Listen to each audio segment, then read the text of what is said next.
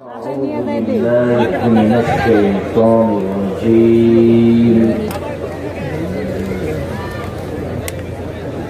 يمحق الله الربا ويربي الصدقات عن جابر رضي الله تعالى عنه قال لعن رسول الله صلى الله عليه وسلم آكل الربا وموكله وكاتبه وشاهديه وقال هم السواء رواه مسلم. عن أبي هريرة رضي الله تعالى عنه قال قال رسول الله صلى الله عليه وسلم إن الله طيب لا يقبل إلا طيبا إن الله أمر المؤمنين بما أمر به المرسلين ثم ذكر رجلا يطيل السفر أسأس أكبر ويمد يديه ويقول يا ربي يا ربي ومطعمه حرام ومشربه حرام وملبسه حرام وغذي بلا حرام أما يستجب له رواه مسلم. عن أبي هريرة رضي الله تعالى عنه قال قال رسول الله صلى الله عليه وسلم يأتي عليكم زمان لا يبالي الناس ما أخذ منه أم من الحلال أم من الحرام رواه البخاري ومسلم. عن نعمان بن بشير رضي الله تعالى عنه قال قال رسول الله صلى الله عليه وسلم الحلال بين والحرام بين وبينهما مشتبهات لا يعلمهن كثير من الناس فمن اتقى من سدره فاتقى دينه وعرضه ومن وقع في الحرام ومن وقع في الشبهات وقع في الحرام كالراعي يراقب الحمى أن يشرك التوحيد على لكل مالك حمى وحمى الله محارمه على وإن في الجسد مضغة إذا صلحت صلح الجسد كله وإذا فسدت فسد الجسد كله على وجه القلب رواه البخاري ومسلم. সম্মানিত উপস্থিতি প্রশংসা আল্লাহর জন্য, শান্তি অবতীর্ণ হোক আল্লাহ রাসূলের উপর সাল্লাল্লাহু আলাইহি ওয়াসাল্লাম। আজকের দিনই বৈঠকে সংক্ষিপ্ত সময়ে বক্তব্যের বিষয় সুদ, ঘুষ, হালাল রুজি। সুদ, ঘুষ, হালাল রুজি সম্পর্কে গুরুত্বপূর্ণ সংক্ষিপ্ত তথ্যবহন বিবরণের চেষ্টা করব ইনশাআল্লাহ আজ।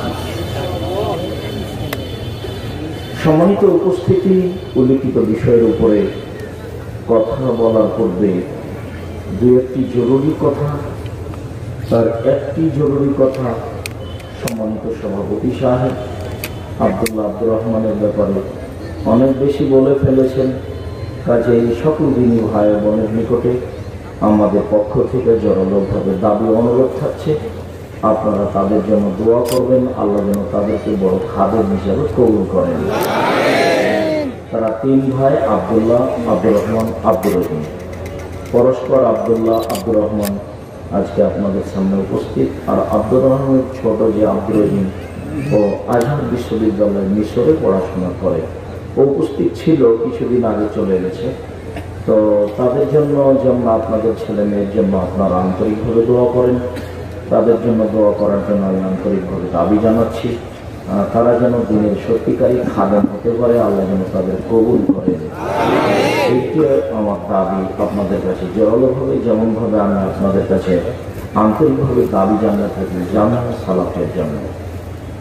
আমার মনে বড় সাধ, এদেশের মাটিতে আমি উন্নত মানের প্রতিষ্ঠান গড়বই গড়ব ইনশাআল্লাহ। সেটাই হলো জামিয়া সালাফিয়া রূপপুর নারায়ণগঞ্জ ঢাকা, সেটাই হলো জামিয়া সালাফিয়া ডাঙ্গিপাড়া কলা রাজশাহী, যেখানে ছেলেরা বাংলা, ইংরেজি, আরবি উন্নত মানের শিক্ষা অর্জন করে জাতির অন্যায়ের বিরুদ্ধে লড়বে মুক্ত কলমে মিডিয়ায়। এটা আমার বড় আশা। যেহেতু আল্লাহ সর্বশক্তিমান, তার কাছে এসব আশা পূর্ণ করা একেবারেই স্বাভাবিক ব্যাপার। মর্ম সকল দিনই ভাই বোনকে আমি আন্তরিকভাবে অনুরোধ জানাচ্ছি। আর আব্দুল্লাহ যে কথাটি বলছিল তার স্পষ্টতা আমি আপনাদেরকে এখানে বলে শেষ করছি। সেটা হলো এই যে জামিয়া সালাফিয়াকে পরিচালনা করে নেবরাস ইসলামিক রিসার্চ ফাউন্ডেশন। এই ফাউন্ডেশনের অধীনে এই প্রতিষ্ঠানগুলি চলে। এতে আরো অনেক প্রতিষ্ঠান আছে। তার মধ্যে একটি বড় প্রতিষ্ঠান হচ্ছে অনলাইন আল ইতেসাম টিভি, তার একটি বড় প্রতিষ্ঠান হচ্ছে আল ইতেসাম পত্রিকা। ইতেসাম পত্রিকার জন্য 10 জন মুফতি আছে, একাধিক লেখক আছেন এবং বড় বড় একাধিক গবেষক আছেন। তাদের গবেষণাগার আছে, তাদের প্রেস আছে।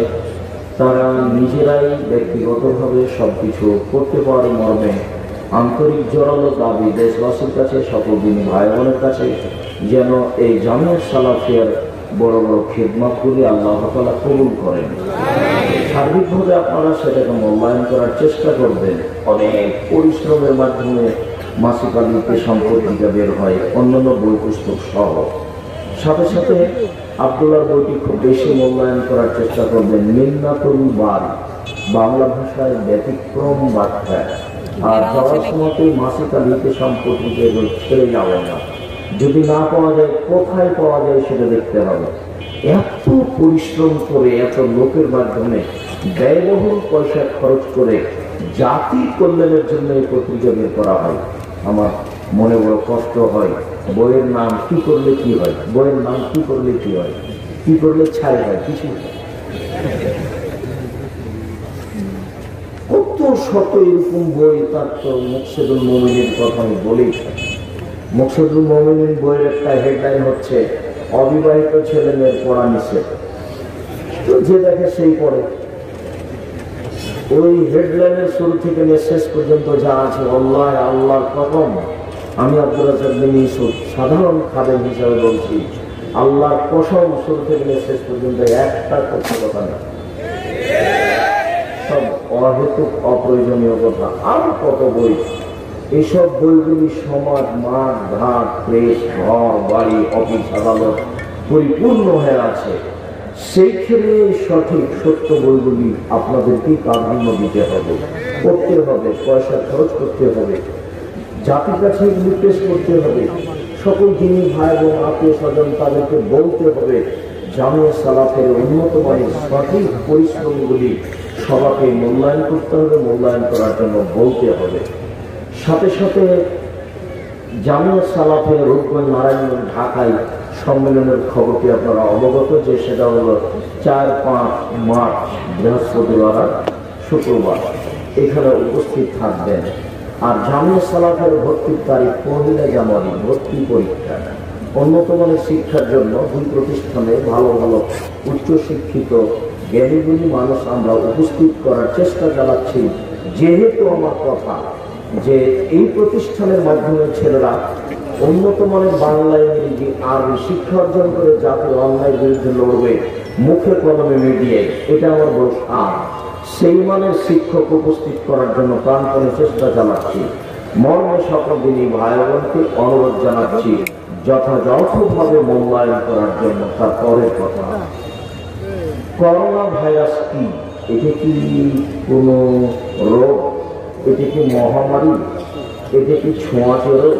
এটা কি কোনো বিপদ? এটা কি? আমরা যেভাবে তদন্ত করেছি তার 2-1টি কথা, তাতে আমরা আজ করেছি এটা মহামারী নয়। কলেরা মহামারীর ফলাফল মুমিনের জন্য অনেক ভালো। তাই একটি হলো এই যে রাসূল সাল্লাল্লাহু আলাইহি সাল্লাম বলেন 5 শ্রেণীর শহীদ রয়েছে। 5 শ্রেণীর মানুষ শহীদের মর্যাদা পাবে, 7 শ্রেণীর মানুষ শহীদের মর্যাদা পাবে। শহীদকে বিচারের মাঠে যারা সবচেয়ে সম্মানী দামি মানুষ, তারাই শহীদ।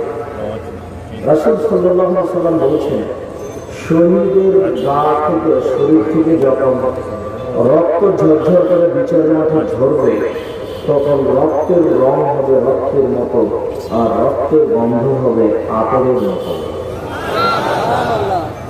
আপনারা দয়া করে কেউ স্টেজে বা কোথাও মোবাইল ব্যবহার করবেন না। দয়া করে আমাকে কোনো প্রয়োজন দেখায় না, যেহেতু আপনার প্রয়োজন আমরা গ্রহণ করি না। বক্তব্য চলাকালীন আপনার মা মারা গেলে মাটি দেওয়ার কথা এখন হলো বক্তব্য শেষে। কেন? আপনার মাকে মাটি দিতে হবে, তার কার্যকে পায় দিতে হবে। আর আমি যে আলোচনা করছি এটা খরচ আপনার সঙ্গে বাধা হবে। বহু নারী পুরুষ শাসনে ঘুরে বেড়াচ্ছে, জব তাকে দিতে হবে। মানুষ আবার সৃষ্টি করেছেন ভালো মন্দ কর্মের জন্য থেকে চলে যাবে। পৃথিবী একদিন ধ্বংস হবে। আর মরণ যেমন আসে সত্য, কিয়ামত একদিন আসবে, এটাও সত্য। মরণ যেমন আসবে আসে সত্য, কিয়ামত একদিন আসবে, এটাও সত্য। অতএব অল্প সময়ের জন্য নিজেকে মূল্যায়ন করার জন্য অনুরোধ জানাচ্ছি। একমাত্র আল্লাহর দিনকে উঁচু করার জন্য যারা শহীদ হয় তারাই মূলত শহীদ। এছাড়া যারা পৃথিবীতে শহীদ হয় মর্মে হাজারো মানুষ বলছে হাজারো শহীদ, লক্ষ শহীদ, এগুলো মানুষের কথা মাত্র। রাসূলের সাথে অনেকেই শহীদ হয়ে গেছে, তবু ও শহীদ নয় বলে রাসূল সাল্লাল্লাহু আলাইহি ওয়াসাল্লাম উল্লেখ করেছেন। একজন রাসূলের সাথে যুদ্ধ করা ব্যক্তি, রাসূলের গোলাম, ইকোনম মেদান, তার নাম হচ্ছে মেদান, হঠাৎ একটা তীর লেগে মারা গেল। তখন সাহাবায়ে একবারে চিৎকার করে বললেন, হায় আল্লাহু জান্নাত, আরে ও তো সৌভাগ্যবান, ওর জন্য তো জানা, ও তো রাসূলের গোলাম হওয়ার পরে মারা গেল, আবার যুদ্ধের মাঠে এসে, বিশাল ব্যাপার। তখন আল্লাহ রাসূল বলছেন, না কাল্লা, কখনো না, আমি ওকে দেখছি জাহান্নামের আগুন তাকে ধরার জন্য লাফাচ্ছে। রাসূলের সাথে থেকে শহীদ হয়ে সমস্যা কি? সমস্যা হলো একটা জুতা পিতার সমপরিমাণ জিনিস আত্মসাৎ করছে, যার জন্য বলা আছে সমাজের দায়িত্বশীল যারা এমপি মন্ত্রী আরো অনেক দায়িত্বে আছেন, চেয়ারম্যান মেম্বার, তারা যদি জানতো দায়িত্ব কত কঠিন, দায়িত্বের অবস্থা কত জটিল, তাহলে জাতির সামনে এভাবে হাত জোর করে বলতো, আমি চলে গেলাম, আমার বাপের জমি আছে 3 কাঠা গ্রামের বাড়িতে, ওই জমিতে বেগুনের চাষ করে খাবো, আসসালামু আলাইকুম। কিন্তু জানা না বিষয়টি কত জটিল। রাসূল সাল্লাল্লাহু আলাইহি ওয়াসাল্লাম বলছেন, মানে উল্লিয়ে দেশ নাই, কাউকে যদি 2 জনের দায়িত্বশীল করে দেওয়া হয়, 2 জন, সাধারণত এলাকার একজন চেয়ারম্যান দায়িত্বশীল হন অন্তত 20,000, 25,000, 30,000, 50,000 মানুষের একজন চেয়ারম্যান, একজন এমপি মন্ত্রী কয়েক লক্ষ মানুষের দায়িত্বশীল হন। আল্লাহ নবী বলছেন, যাকে 2 জনের দায়িত্বশীল করে দেওয়া হলো ফাকাদ জবেহা বেগারি সিকিন, তাকে ছুরি ছাড়াই জবে করে দেওয়া হবে। ছুরি ছাড়া মানুষকে জবে করা যায়? জবার কথাটা বললে, জবের কথাটা বললে ছুরি লাগাবে, আল্লাহ গুলি করে মারতে হবে। তো তাকে ছুরিবিহীন জবে করা হলো মানে কি? যদি সত্য সত্যি দায়িত্ব পালন করে তাহলে ইহকাল যাবে, টিকতে পারবে না। ওমারও পারেনি, ওমারকে মানুষ মেরে দিয়েছে সালাতে দেবে, নামাজে না। সে কি ওমর যে রাস্তা দিয়ে হাঁটতেন সে রাস্তা দিয়ে শয়তান হাঁটতেন? ওমর তুমি যে রাস্তা দিয়ে হাঁটো রাস্তায় শয়তান হাঁটেন। আল্লাহ রাসূল একদিন সকালে বলছেন, ওমর শোনো, আমি যখন জান্নাতে ঘুরছিলাম তখন দেখলাম একটা ঘর, ঝকঝকে টকটকে ঘর, তার বাহির থেকে অবাক হয়ে গেলাম, ভিতরে পছন্দ। তো পাশে একজন বৃদ্ধা মহিলা, আমি বললাম বলতে পারে ঘরটা কার? তো মহিলা বলছে ওমরের ঘর। তখন আমার একটা স্বাদ হলো যে ভিতরটা দেখি, কিন্তু আমার একটা ইতস্ত বোধ হলো, এত বড় মানুষের ঘরে ঢুকবো কি করে? মানে আল্লাহ নবী এর কথা বলছেন যে আমি এত বড় মানুষের ঘরে ঢুকবো কি করে? উমারের আত্মমর্যাদাকে আল্লাহ রাসূল হিসাব করছেন, না এত বড় মানুষের ঘরে ঢোকা যাবে, তো ঢুকলেন না। সকালে এখন উমারের সঙ্গে বলতে, উমার বলছেন, আল্লাহ রাসূল আপনি আমার আত্মমর্যাদাকে হিসাব করেন। এই কথা বলতে বলতে উমার কাঁদতে লাগলেন, দুটোতে পানি ঝরঝর করে ধরতে লাগলেন। উমার কত বড় মানুষ, তারপরে উমার মানুষের হাতে মায়ের ধরে থেকে চলে গেলেন, ফিরতে পারলেন না। উমারের নেতৃত্ব টিকে না, হক বড় কত কঠিন। আর যদি না হক ভাবে চলে তাহলে পরকাল গেছে, ও তো জাহান্নামে চলেই গেছে। দায়িত্ব পালন করতে গিয়ে যদি এক ছটা গম 150 গ্রাম গম 19-20 হয়ে যায়, তাহলে বিচার মাঠে পাহাড় দিয়ে টিকা যাবে। একটা টিন, একটা কম্বল। শেখ সাহেবের কথা শুনেছি মানুষের মুখে, আমরা তো সব জানি না যে জনগণ হলো 7 কোটি আর কম্বল নিয়ে আসলাম 7.5 কোটি। তো মানুষ যদি একটা টিন আত্মসাৎ করে তাহলে 3টে বিচার মাঠে তার কাঁধে তুলে দেওয়া হয় এবং সেটা টিন নিয়ে ঘুরতে থাকবে যতদিন পর্যন্ত বিচার না হচ্ছে, কতদিন পর্যন্ত তার বিচার চলবে আল্লাহ। আর আপনাদেরকে বলা আছে যে একদিন সমান 50,000 বছর, যদি 3 দিন বিচার লেট হয় তাহলে 1.5 লক্ষ বছর ধরতে হবে। আর সাধারণ মানুষ, ধনী মানুষের 50,000 বছর আর 500 বছর আগে জান্নাত যাবে। একদিন সমান যদি 50,000 বছর হয় তাহলে 500 বছর সমান কত, আমি কি দিয়ে বুঝাই আপনাকে। এরপরে আল্লাহ রাসূল ভালো মানুষের বিচারের সময়সীমা কতটুকু উল্লেখ করেছেন। আর একজনের গায়ে হাত দিয়ে বসে আছো, দিন রাত বক্তব্য শুনে মনে থাকে না? মনে থাকে না কেন? একজন ভালো মানুষের বিচারের সময় কতটুকু? 1 ওয়াক্ত সালাতের সমান। ধরে নিন 3 মিনিট থেকে 5 মিনিট, 5 মিনিট থেকে 7 মিনিট। একজন ভালো মানুষের বিচারের সময়সীমা কতটুকু? 1 ওয়াক্ত সালাতের সমান। আর একজন ভালো মানুষের কবরে থাকার সময়সীমা কতটুকু? 12 রাতের সমান। তো 12 রাতে যদি লোকটা স্বামী স্ত্রীরা 2টায় ঘুমিয়ে থাকে, 5টায় উঠে যাবে তাহলে 3 ঘন্টা। যদি 4টায় উঠে যায় তাহলে 2 ঘন্টা। মানুষের কবরের সময়সীমা ভালো মানুষের প্রায় 2 ঘন্টা, অথচ মারা গেছে আজ থেকে নিয়ে 50,000 বছর আগে। আজ থেকে নিয়ে প্রায় 5,500 বছর পূর্বে ইরাকের ব্যাবিলন শহরের উর নামক গ্রামে ইব্রাহিম আলাইহিস সালাম জন্মগ্রহণ করেন। তিনি যে কুরবানি চালু করেছেন সেই কুরবানি আমাদের কুরবানি। আজ থেকে নিয়ে প্রায় 10,000 বছর পূর্বে ভারত, বাংলাদেশ, পাকিস্তানের মেরেছিল বাদশাহী, স্বৈরাচারী শাসক বাদশাহী। তার একজন মন্ত্রী ছিল ফায়দা সুফা। সম্মানিত দিনী ভাই, বলছিলাম মানুষ জানে না দায়িত্ব কত কঠিন। এমনিতে মানুষকে বলে দিলে এই হলো শহীদ। একমাত্র আল্লাহ তাআলার দ্বীনকে উঁচু করার জন্য যারা মারা যায় তারাই হলো শহীদ।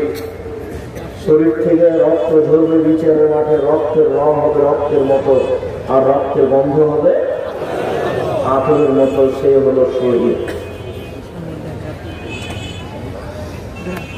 আরো আছে 4-5 প্রকার শহীদ। তার একটি হলো কেউ যদি ডুবে মারা যায় সেও শহীদ, কেউ যদি আগুনে জ্বলে পুড়ে মারা যায় সেও শহীদ, যদি পেট ব্যথায় মারা যায় সেও শহীদ, কেউ যদি মহামারী কলেরায় মারা যায় সেও শহীদ, কোন মহিলা যদি বাচ্চা প্রসব হতে মারা যায় সেও শহীদ। তবে মহামারী কলেরায় মারা গেলে শহীদ। করোনা ভাইরাস মহামারী কি? মহামারী কয়েক ঘন্টার মধ্যে মারা যায় আর কয়েক দিনের মধ্যে এলাকা খালি হয়ে যায়। তাতে করোনা ভাইরাস মহামারী হলে সারা পৃথিবীতে মানুষের সংখ্যা এখন দাঁড়াতে 2-4 কোটি। সব মহামারী নয়, এ কথাই ঠিক। তাহলে করোনা ভাইরাস ছোঁয়াচে রোগ কি? রাসূল সাল্লাল্লাহু আলাইহি সাল্লাম ছোঁয়াচে রোগকে নাকচ করেছেন। একদিন তিনি বলছেন, কোনো কিছুকে অতিক্রম করে যেতে পারে না। কোন রোগ ব্যাধি জীবনে একজন থেকে আরেকজনকে পার করে যেতে পারে না, পার হয়ে যেতে পারে না। কারো রোগ ব্যাধি কারো থেকে আরেকজনের কাছে চলে যেতে পারে না। এই তিনবার বলা না বলা শেষ হতে না হতে একজন পল্লীর মানুষ দাঁড়িয়ে বলছে, আল্লাহ নবী, ছোঁয়াচে রোগ আছে তো? একটা মুখকে চুলকুনি ঘাও হলে আরো সব মুখকে হয়ে যায়, ছোঁয়াচে রোগ আছে তো? তখন আল্লাহ রাসূল বললেন, বলো দেখি, মান আদরাকাল আউয়ালা, প্রথমটাকে কিভাবে হলো? ফামান আদরাকাল আউয়ালা, প্রথমটা কিভাবে হলো সেটা বলো দেখি। তো পল্লীর মানুষ এবার চুপ হয়ে গেল। প্রথমটাকে কিভাবে হলো তা তো আর বলা যায় না, ওটা কিভাবে ছোঁয়াচে হলো? তখন আল্লাহ রাসূল বলছেন, শোনো, ইন্নাল্লাহা খালাকা কুল্লা নাফসিন, নিশ্চয় আল্লাহ তাআলা প্রত্যেক আত্মা প্রাণীকে সৃষ্টি করেছেন। ওয়া কাতাবা হায়াতাহা মাউতাহা রিজকাহা মাসায়াবাহা, আল্লাহ লিখে দিয়েছেন তার মরণ, লিখে দিয়েছেন তার জীবন, লিখে দিয়েছেন তার রুজি, লিখে দিয়েছেন তার বিপদ আপদ, রোগ ব্যাধি, করোনা ভাইরাস। সেদিন যদি তার তাকদীরে রোগ ব্যাধি হিসাবে করোনা ভাইরাস লিখা থাকে, আর আজ যদিও পাথরের ভিতরে ঢুকে যায়, তবুও তাকে করোনা ধরবে। আমরা তাকদীরকে এভাবে বিশ্বাস করি মর্মে আমি আব্দুল রাজ্জাক বিন ইউসুফ করোনা ভাইরাসের 5 পয়সা ভাবি, ও আমার কাছে সরিষার সমপরিমাণ দাম রাখি। আমি আমার বক্তব্য দীর্ঘদিন থেকে বলে আসছি, কাউকে করোনা ভাইরাস হয়েছে এমন হলে আমি তার সাথে একসাথে বসে খেতে প্রস্তুত। করোনা ভাইরাসে যে মারা গেছে আমি তাকে গোসল দেওয়াতে প্রস্তুত। এতে যদি আমারও করোনা ভাইরাস হয় তাহলে আমি বলবো পৃথিবী সৃষ্টির 50,000 বছর পূর্বে লেখা ছিল তাই হয়েছে। আর তুমি যদি বলো যে সতর্কতার প্রয়োজন আছে, তাহলে তুমি বলো যমুনা ফিচার পার্কের মালিক কি তোমার চেয়ে কম সতর্ক ছিল?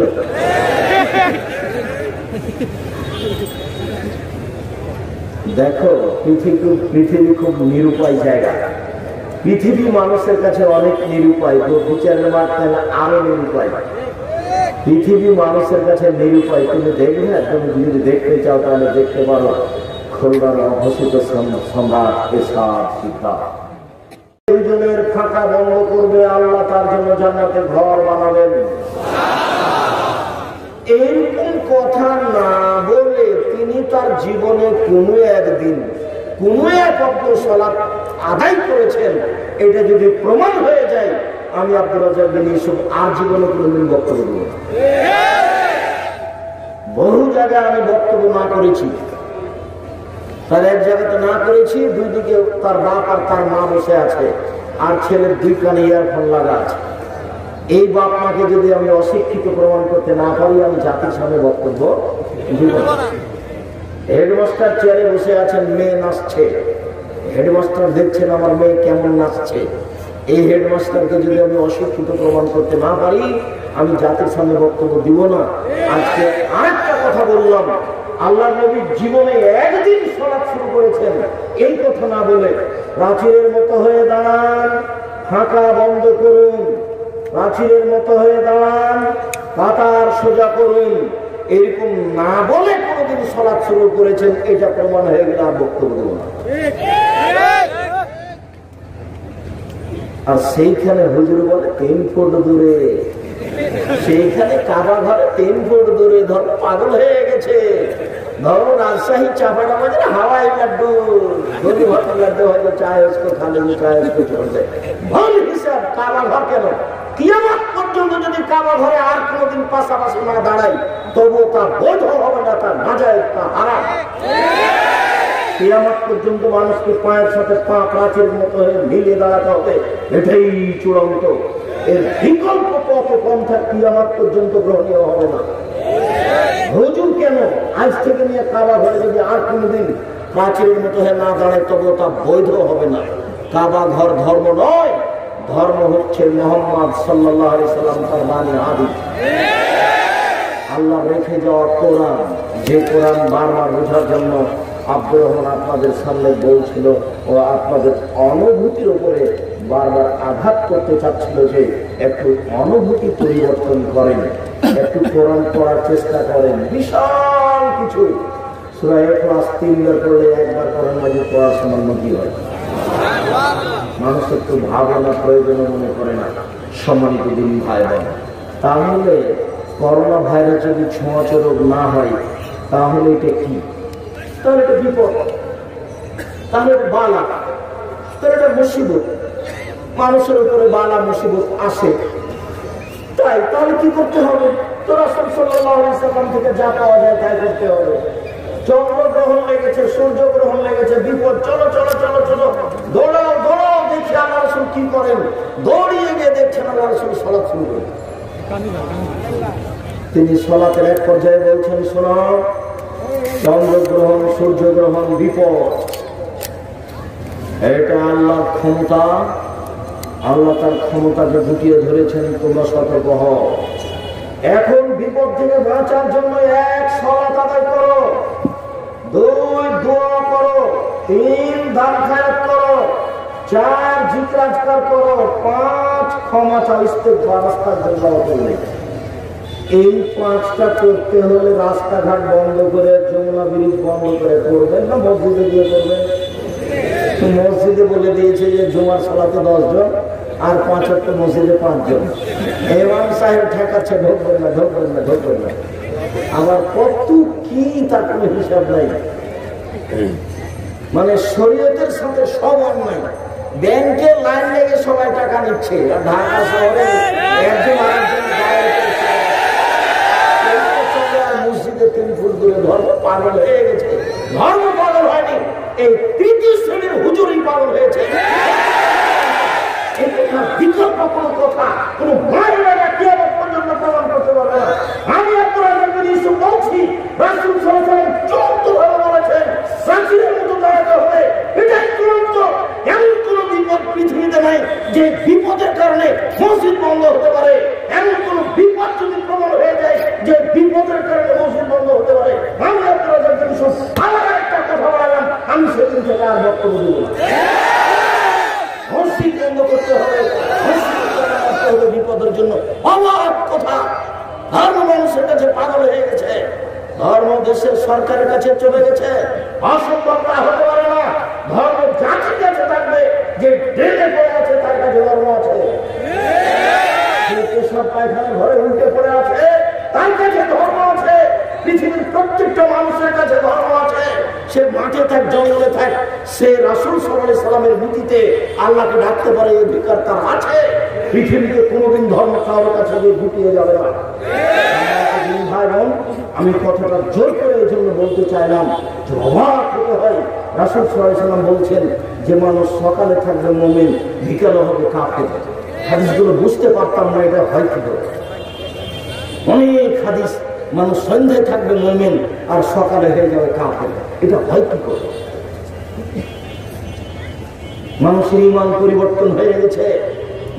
মানুষ মাস্ক দিয়ে করোনাকে ঠেকাবে, মাস্ক দিয়ে যদি করোনাকে ঠেকাতে হয় তাহলে এটা শিরক। আর যদি বিপদ মনে করে করোনাকে ঠেকাতে হয় তাহলে রাসূল সাল্লাল্লাহু আলাইহি ওয়াসাল্লামের পদ্ধতিতে পবিত্রতা অর্জন করতে হবে, আর এসব দোয়া পাশান জিকির আজকাল দাম ফেরত করতে হবে। আপনি তো রাসূল সাল্লাল্লাহু আলাইহি ওয়াসাল্লামের পবিত্রতা কোনোদিন দেখেননি। পেশাব পায়খানা করে এসে উজু করতে বসলেন, তো পেশাব পায়খানা করে উঠার সময় পানি খরচ করলেন। আচ্ছা, পানি খরচ করে পবিত্রতা অর্জন করার পরে দেখেন তো হাতে কি পায়খানা লেগে আছে? নাই তো। তারপরে আপনাকে সাবানে মাটিতে মাজতে হবে কেন? রাসূল বলেছেন পবিত্রতার ব্যাপার আছে, জীবাণু আছে, আপনি দেখতে পাচ্ছেন না। এরপরে এইভাবে হাত মাজার পরে আপনি অজু করছেন, তো অজুতে কবজি পর্যন্ত 3 বার ধৌত করছেন, 3 বার ভালো করে অজু। তো 3 বার ধৌত করলেন, কিন্তু কোনই পর্যন্ত কিছুক্ষণ পরে ধুইবেন। তো কোনই পর্যন্ত ধোয়ার সময় তো কবজি ধোয়া পড়বে, আর আগেই কবজি পর্যন্ত ধুইতে হলে কোনো ধর্ম কি তাহলে উলট পালট হয়ে না? একটা বেকার ফালতু কাজ করতে ধর্ম বলে? রাসূল সাল্লাল্লাহু আলাইহি ওয়াসাল্লাম বললেন একটু পরে কবজি ধোয়া পড়বে না? আগেই পর্যন্ত ভিটে বললেন কেন? শোনেন, জীবনের ব্যাপার হাতে থাকতে পারে, হাতকে আগে উপযুক্ত হতে হবে, হাতে পানি নিয়ে যেন মুখে দেওয়া যায়। তাহলে হাতকে আগে উপযুক্ত হতে হলে হাতকে পর্যন্ত ভালো করে দিতে হবে। এবার আপনি এই হাতে পানি নিয়ে মুখে দেবেন। এখন এই হাতটা মুখে পানি দেওয়া উপযুক্ত হয়েছে, এটা হলো পবিত্রতা, এর নাম ওযু। অবাক কথা, আমি মরা মানুষকে গোসল দিলাম, আমার কি হলো যে আমাকে গোসল করতে হবে? আল্লাহ রাসূল বলছেন, মরা মানুষকে যে গোসল দিল তাকে গোসল করতে হবে। আমি গোসল করলাম, গোসল দিলাম, আমার কি হলো যে আমাকে গোসল করতে হবে? পারিবারিক স্বামী স্ত্রীর সাথে সাংসারিক জীবনে গেছি তাতে কি হলো? আমাকে গোসল করতে হবে কেন? আমার কি হলো? গোসল করবো তাকে অজু করতে হবে কেন? নামাজের অজুর মতো, নামাজের অজুর মতো অজু করে আমাকে গোসল করতে হবে কেন? এগুলো ঘুম থেকে উঠে দাঁত পরিষ্কার করতে হবে কেন? প্রত্যেক সালাতের সময় দাঁত পরিষ্কার করতে হবে কেন? রাতে উঠে তাহাজ্জুদ পড়ার জন্য দাঁত পরিষ্কার করতে হবে কেন? এত পরিষ্কার পরিচ্ছন্নতা কেন? আল্লাহ রাসূল বলছেন, জিবরাইল যত দাঁত পরিষ্কারের কথা বলছেন তাতে মনে হচ্ছে আমি মুখের সামনে দিয়ে ছিঁড়ে ফেলে দিয়েছি। জিবরাইল কয়বার দাঁত পরিষ্কার করেন? জিবরাইল এত বলেন কেন? মুহাম্মদ সাল্লাল্লাহু আলাইহি ওয়াসাল্লাম যে নূরের তৈরি, তো জিবরাইলও নূরের তৈরি। হ্যাঁ, ছেলে তোমার হয়ে ভুল বলেছেন। যে মুহাম্মদ সাল্লাল্লাহু আলাইহি ওয়াসাল্লাম নূরের তৈরি নন, যার জন্য উনি মাটির তৈরি, তার মুখে মানবিক গন্ধ। আর জিবরাইল হলেন নূরের তৈরি। নূরের তৈরি, নূর পদার্থের একজন মাটির তৈরি পদার্থের মানুষের কাছে আসলে একটা ব্যাপার আছে, যার জন্য মুহাম্মদ সাল্লাল্লাহু আলাইহি ওয়াসাল্লাম মাটির তৈরি, মুখে গন্ধ আছে। বলছেন মুখটা পরিষ্কার করে, মুখটা পরিষ্কার করে, মুখটা পরিষ্কার করে। যতবার আসেন ততবার আমাকে দাঁত পরিষ্কার করতে বলে। তো জিবরাইল করে, জিবরাইল একবার করে কেন করা লাগবে? কেন? উনি নূরের তৈরি, আর আমাদের নবী কিসের তৈরি? মাটির তৈরি। আমাকে দাঁত পরিষ্কার করাই লাগবে। কেন করতে হবে? পবিত্রতা। মুহাম্মদ সাল্লাল্লাহু আলাইহি ওয়াসাল্লামের পবিত্রতা দেখে বুঝতে পারবেন যে মাস্ক আমাকে এইভাবে করা লাগবে কিনা। একেবারে জোরালো ভাবে ঘোষণা, সরকারি ভাবে কোনো অফিস আদালতে ঢোকায় নিছে। ব্যাংকে ঢুকেছে তো আপনার ওই ব্যাংকের ম্যানেজারের সামনে চেয়ার দোকান নেই। আমি বললাম, ভাই আপনার সামনে যে চেয়ার দোকান থাকবে কি হয়েছে? বলা যাবে না। দেখি আপনি করোনা ভাইরাস কেমন ঠেকাতে পারেন। কদিন পরে দেখছি ওটা করোনা ধরেছে। রাসূল সাল্লাল্লাহু আলাইহি ওয়াসাল্লামের পদ্ধতিতে আসেন, পবিত্রতা সুন্দরভাবে অর্জন করার চেষ্টা করেন। বিপদ যদি করোনা হয় তাহলে 5টা পদ্ধতি। মাঝে মধ্যে 2 কাজ সালাত আদায় করে আল্লাহর কাছে আশ্রয় চাইবেন, আল্লাহ করোনার মতো বিপদে আমাকে ফেলিও। 2 কাজে দোয়া করবেন, মাঝে মধ্যে হাত তুলে দোয়া করবেন, আল্লাহ করোনার মতো বিপদ আমাকে তুমি ফেলিও না, তোমার দরবারে আমি হাত তুলে প্রার্থনা করছি, তুমি তো খালি হাত ফিরিয়ে দেওয়া। 3য় দান করবেন, মাঝে মধ্যে যা উপার্জন করছেন তা দান করবেন। ইবাদতের জগতে সবচেয়ে শক্তিশালী ক্ষমতাধর পাওয়া দান। দানের মতো ক্ষমতাধর শক্তিশালী পাওয়ার ফলে ইবাদত পৃথিবীতে নেই। দান যত আপনার উপকার করতে পারে, হজ তত উপকার করতে পারে না। দান যত উপকার করতে পারে, সিয়াম রোজা তত উপকার করতে পারে না। দান যত আপনার উপকার করতে পারে, সালাত তত উপকার করতে পারে না। দান যত আপনার উপকার করতে পারে, 1 ফোঁটা চোখের পানি, যাতে আল্লাহ সবচেয়ে বেশি সন্তুষ্ট হন, সেটা উপকার করতে পারে না। দান সবচেয়ে শক্তিশালী পাওয়ারফুল ক্ষমতাধর ইবাদত। বালা বিপদ মুসিবতকে দূর করে দিতে পারে, ঠেকে দিতে পারে, একটা থেকে আরেকটা ঘটিয়ে দিতে পারে। দান করবেন, আপনি আপনার মায়ের খবরের শাস্তি বন্ধ হয়ে গেল। অবাক ক্ষমতা দানের। দানের ক্ষমতা খুব বেশি, অনেক বেশি। বিচার মাঠে বিচার হতে থাকবে, আর দানের ছায়া তলে আপনি থাকবেন। অন্য কিছু আপনার সামনে এভাবে আসবে না যতদিন পর্যন্ত আপনার বিচার না হচ্ছে। 3 দিন, 3 বছর, 3 মাস, 3 লক্ষ বছর, যা হবে হোক। আব্দুল রাজ্জাক সাহেব বলেছেন 3 দিন যদি লেট পাই তাহলে হবে 1.5 লক্ষ বছর। 1.5 লক্ষ বছর যদি আপনার বিচারের দেরি হয় তাহলে 1.5 লক্ষ বছর আপনার ছায়া করে থাকবে দান। ভিন্ন ধরনের ক্ষমতাশীল ইবাদত হলো দান। তা আপনি দান করেন, করোনা ভাইরাসকে লক্ষ্য করে আপনি জিকির আজকার করুন, সুবহানাল্লাহ, আলহামদুলিল্লাহ, আল্লাহু আকবার বলেন। আব্দুল্লাহ একদিনের বক্তব্য বলছিল, সেই দিনের আগে আমি ওভাবে বুঝতে পারিনি। সেটা হলো যে ফাতেমা এসেছেন কাজের লোক চাইতে বাপের কাছে। তো দেখলেন যে মুহাম্মদ সাল্লাল্লাহু আলাইহি ওয়াসাল্লাম বাড়িতে নেই।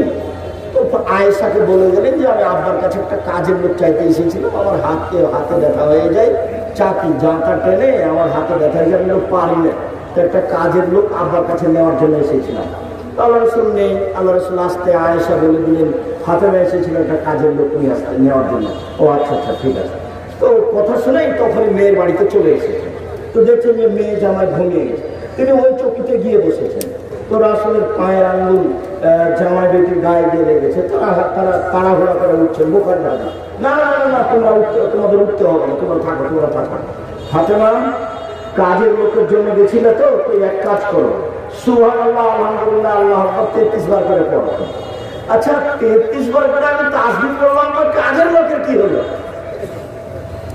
ও কি আমার চাকরি টেনে দিবে? তিনি এটা বলে চলে গেলেন।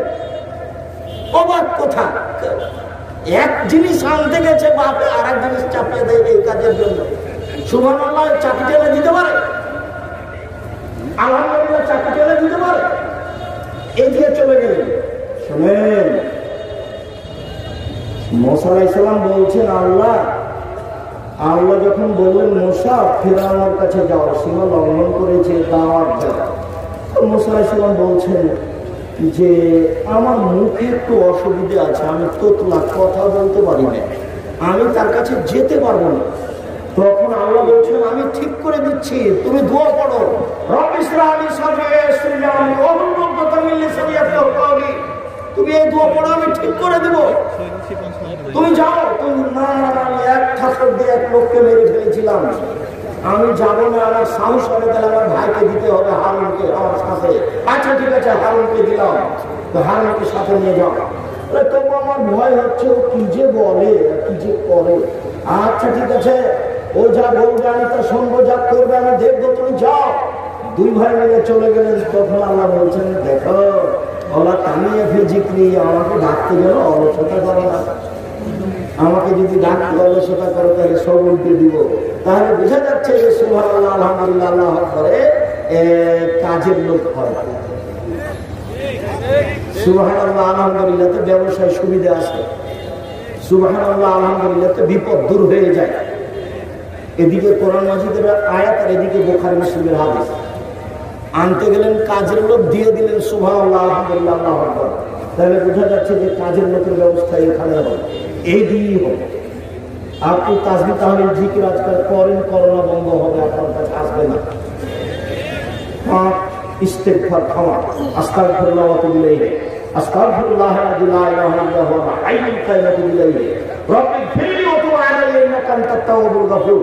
আল্লাহুম্মা আনতা রাব্বি লা ইলাহা ইল্লা আনতা খালাকতানি ওয়া আনা আবদুকা ওয়া আনা আলা আহদিকা ওয়া ওয়া'দিকা মাসতাতা'তু আউযু বিকা মিন শাররি মা সানা'তু আবু'উ লাকা বিনি'মাতিকা আলাইয়া ওয়া আবু'ু বিযামবি ফাগফিরলি ফাইন্নাহু লা ইয়াগফিরু ইল্লা আনতা। এটা হচ্ছে ক্ষমা চাওয়ার সরকার, ক্ষমা চাওয়ার জগতের মূল সাইয়্যিদুল ইস্তিগফার, ক্ষমা চাওয়ার সরকার। যত দোয়া আছে ক্ষমা চাওয়ার, তার সবচেয়ে ব্যতিক্রম ভিন্ন ধরনের দোয়া হলো এই দোয়াটার নাম সাইয়্যিদুল ইস্তিগফার। মুরব্বীকে সময় দেওয়া আছে 8 দিন, আর তোমার সময় কতদিন আছে? 24 ঘন্টা। 24 ঘন্টায় তোমাকে দোয়া মুখস্থ করতে হবে, করতেই হবে। চাঁপায় নবাবগঞ্জের ভাষাতে বলেছে তোমাকে তো করতে হবে না, তোমার বাপকে করতে হবে, করতেই হবে। যে কোনো মূল্যে 7 দিনের মধ্যে মুরব্বী দোয়া মুখস্থ করতে হবে, তার নাম সাইয়্যিদুল ইস্তিগফার। আপনাকে আমি জোরালো অনুরোধ করছি, যে কোনো মূল্যে আপনি দোয়া মুখস্থ করুন। আপনি তওবা ইস্তেগফার করুন, করোনা থেকে বাঁচা যাবে যদি করোনা বিপদ হয়। আর করোনা বিপদের কথাই ঠিক, মহান আল্লাহ বলেন আল্লাহ তাআলা চিরদিনের জন্য সুদকে হারাম করেছেন আর ক্রয় বিক্রয় ব্যবসাকে হালাল করেছেন। সুদ হারাম করেছেন এই কথা শেষ, কিন্তু ব্যবসাকে হালাল করেছেন এই কথা কেন বললেন আল্লাহ পাক? ব্যবসাতে লাভ হয়, সুদে লাভ হয়।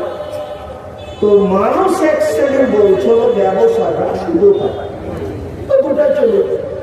তখন আল্লাহ তাআলা বললেন না, এটা তো নয়, সুদে তো কোনো বিনিময় থাকে না, আর ব্যবসায়ে বিনিময় থাকে। আপনি ঢাকায় কাপড় কিনেছেন, গাজীপুর এখানে বিক্রি করবেন, তো কাপড়টা আপনি এমনি কিনেছেন না টাকা দিয়ে কিনেছেন? তাহলে বিনিময় হয়েছে, একটা দিয়ে আর একটা। তা আপনি সুদ যে নিলেন, টাকা দিয়ে টাকা নিলেন, তো বিনিময় কি হল? এই জন্য সুদ হারাম।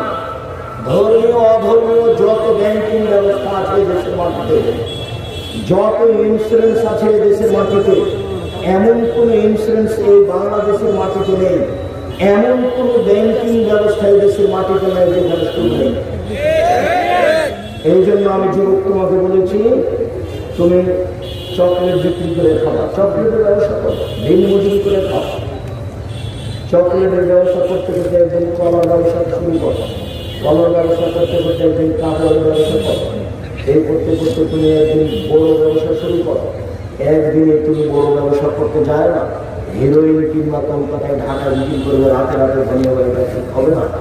চকলেটের ব্যবসা শুরু করো, তাহলে কর্জ নেওয়া লাগবে না। ঋণ নিয়ে ব্যবসা করো না, ঋণ নিয়ে ব্যবসা করো না। ব্যাংকের টাকা নিয়ে ব্যাংকের চাকরিজীবী মানুষ বাড়ি 10 তলা করেছে, বাড়িতে রেখে মারা গেছে। একজন লাশ এসেছে রাসূলের সামনে, আল্লাহ রাসূল বলছেন, এই শোনো, এর ঋণ আছে? জি। তাহলে আমি গেলাম। মানে যার ঋণ আছে তার জানাজা হবে না, শহীদ হয়ে গেলে সব পাপ ক্ষমা হয়ে যায়, তবে ঋণের পাপ ক্ষমা হয় না। তাই ব্যাংকে ঋণ নিয়ে ব্যবসা করতে হবে না। ভুল বুঝেছেন? চকলেট দিয়ে ব্যবসা শুরু করেন, ঋণ নেওয়া লাগবে না। বউকে একটু বুঝাতে হবে, সারাদিনে 10 টাকা ইনকাম করেছে, দুইজন মিলে চিন্তা ভাবনা করে সংসার করতে হবে। চিন্তা ভাবনা করে বেগুন কিনতে হবে, রুই মাছ নয়। 20 বছর পরে যখন অনেক বড় ব্যবসা হবে, সেদিন 1200 টাকা কেজি রুই কিনবো, আর আজ হলে পুঁটি মাছ। এটাই জীবিকা নির্বাহের মাধ্যম। অতএব চকলেট দিয়ে ব্যবসা শুরু করতে হবে, ঋণ দিয়ে নয়। রাসূল সাল্লাল্লাহু আলাইহি ওয়াসাল্লাম প্রত্যেক সালাতের সময় সালাম ফিরার পূর্বে একটা দোয়া বলতেন, আল্লাহুম্মা ইন্নী আউযু বিকা মিন জাহান্নাম, আউযু বিকা মিন আযাবিল কবর, আউযু বিকা মিন ফিতনাতিল মাসীহিদ দাজ্জাল, আউযু বিকা মিন ফিতনাতিল মাহইয়াল মামাত, আল্লাহুম্মা আউযু বিকা মিনাল মাকসাদ ওয়াল মাগরাম। শেষে বলতেন, আল্লাহ তোমার কাছে বাঁচতে চাই বড় পাপ হতে, তোমার কাছে বাঁচতে চাই ঋণ কর্য হতে। আল্লাহ তোমার কাছে বাঁচতে চাই বড় পাপ হতে, তোমার কাছে বাঁচতে চাই ঋণ কর্য হতে। মহামারীর চেয়ে ভয়াবহ জিনিস হল ঋণ। ভুল বুঝেও কখনো এমন কাজ করবেন না। সম্মানিত দিনী ভাই বোন, বলছিলাম আল্লাহ তাআলা ব্যবসাকে হালাল করলেন আর সুদকে হারাম করলেন এই জন্য যে ব্যবসাতে বিনিয়োগ আছে, সুদে বিনিয়োগ নেই, টাকাতে টাকা। মহান আল্লাহ বলেন, ইয়ামহাকুল্লাহু রিবা ওয়া ইউরবিস সাদাকাত। সুদ মানুষের টাকাকে সংকুচিত করে আর মানুষের টাকাকে বেশি করে দেয়। কিভাবে করে তা আমি বলতে পারছি না। মহান আল্লাহ বলেছেন, দান করলে টাকা বেশি হবে হবে। সুদ খেলে তাকে একদিন ভিক্ষুক হতে হবে, আর হতে কালো। ও যদি না হয় তার ছেলে হবে, তার ছেলে যদি না হয় তার নাতি হবে। ভিক্ষুক হতে হবে। গাড়ি বাড়ি একদিন থাকবে না, গাড়ি বাড়ি একদিন বেচে ঢাকা শহর থেকে সেই গাজীপুরের জঙ্গলে গাছের ভিতরে চলে যেতে হবে। বাঁচার কোনো পথ থাকবে না। যেহেতু আল্লাহ বলছেন সুদ মানুষের টাকাকে সংকুচিত করে, টাকাকে কমিয়ে দেয়, দান মানুষের টাকাকে বেশি করে দেয়। অতএব আল্লাহ যেটা বলছেন সেটাই হবে, এই কথাই সত্য।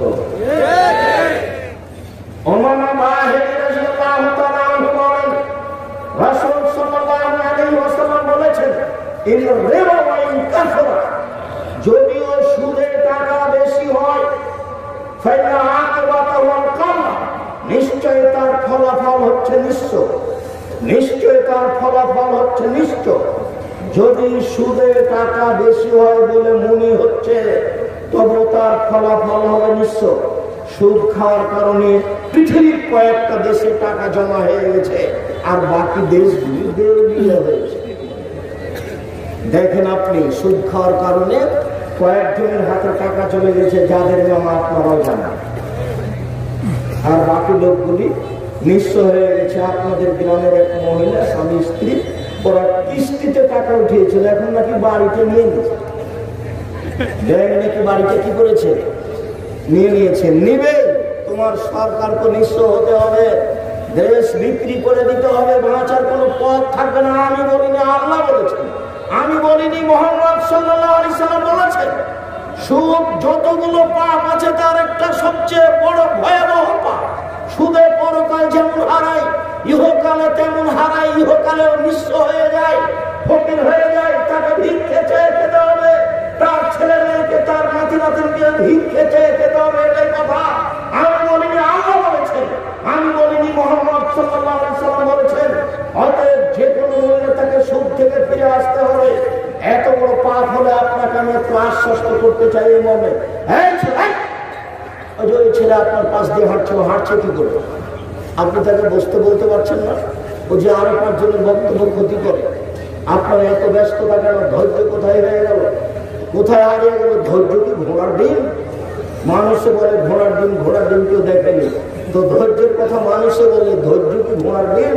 আমরা তো এখানে বসে আছি, আমি তো রাজশাহী থেকে এসেছি, আমি তো এতক্ষণ এখানে বসেছিলাম, তারপরে আমি কথা বলছি। আপনি আমাকে কি দেখাতে চাচ্ছেন? আপনি আর দয়া করে আপনার প্রয়োজন দেখাবেন না আমাকে, যেহেতু আপনাকে আমি সারা রাত এখানে বসে রাখবো না। টিভি চালু করে যে ঘুমিয়ে যান, সকাল 8টা পর্যন্ত টিভি চলতে থাকে, আর এখানে 1 ঘন্টা বসে থাকতে আপনাকে ইতস্ত বোধ লাগে, সরম বোধ লাগে? রাস্তায় ঘুরে বেড়াচ্ছে আপনার মেয়ে, ও হিন করবে? জবাব আমি দিব, আমি দিব, তুমি দিও। মেয়ে জন্ম দিয়েছো, তুমি জবাব তুমি দিও, আমি দিব কেন? আমি তাকে গার্মেন্টসে চাকরি দিয়েছি, দেখুন গার্মেন্টস আমি খুলেছি, তুমি গার্মেন্টস খুলেছো, তুমি তাকে চাকরি দিয়েছো, তুমি একটা বাপ জবাব দিয়ে বিচার করবে। আমি দিন রাত আপনাকে বলে আসছি, রাসূল সাল্লাল্লাহু আলাইহি ওয়াসাল্লাম এক সফর থেকে আসছিলেন, মদিনায় ঢুকবেন এমন পর্যায়ে তিনি বললেন, এই সময় এখানে অবস্থান করো। যারা বলছেন আল্লাহর নবী আমি নতুন বিবাহ করেছি, আমাকে বাড়ি যেতে দেন। তখন আল্লাহ রাসূল বলছেন, তুমি নতুন বিবাহ করেছো? একটু মজা কেউ ভাব তিনি কথা বললেন। তিনি বললেন, বিকরান সাইয়্যিদ, অবিবাহিত মেয়ে বিবাহ করেছো না বিবাহিত মেয়ে বিবাহ করেছো? তিনি বললেন, আমি বিবাহিত মেয়ে, তালাকপ্রাপ্ত মেয়ে বিবাহ করেছি। তখন আল্লাহ রাসূল বললেন, হাল্লা বিকরান তুলায়কা, তুমি অবিবাহিত কুমারী মেয়ে কেন বিবাহ করলে না? তুমি তার সাথে খেলতো, তোমার সাথে খেলতো, তুমি এই মেয়ে কেন বিবাহ করলে না?